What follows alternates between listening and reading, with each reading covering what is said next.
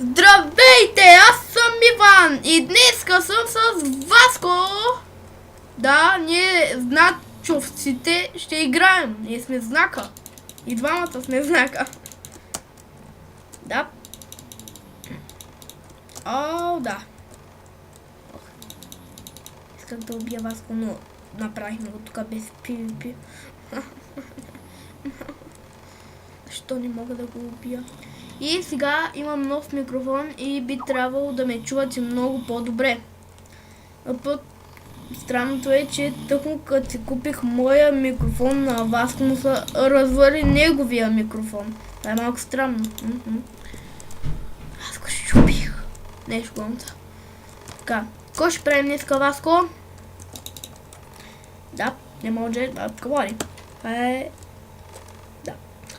Би трябвало сега да ме чувате много по-силно и да, по-ясно и така нататък.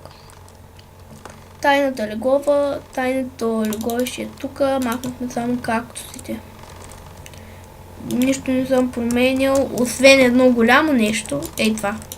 Не, ще гонца. Ей, сега ще видите. Ние си ходим с Васко един ден и решихме просто ей така да направим ей това. Да. И решихме, защото имахме малко каблстон, под малко, разбирайте, 5-6 така каблстон. Направих тая кула и тук имаме басейнче. Да, басейнче. Да, басейнче. Басейнче. Да. Айде да се пуснем. Може да чувате малко хъркане, само да ви кажа. Защото, да. Това е нов микрофон и може да се чува така. Нещо такова. Да.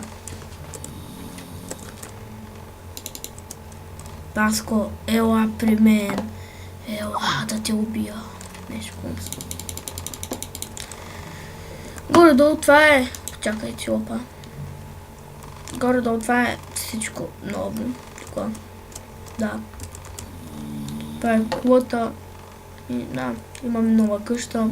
Извинете, че от много време не съм снимал. Но теглих от сайтови игри теглих. И така нататък. Имаме нови поредици, като Garry's Mod и други изненади. Така. Други изненади ще имаме. Ще имате. Така. Слизаме в кулата.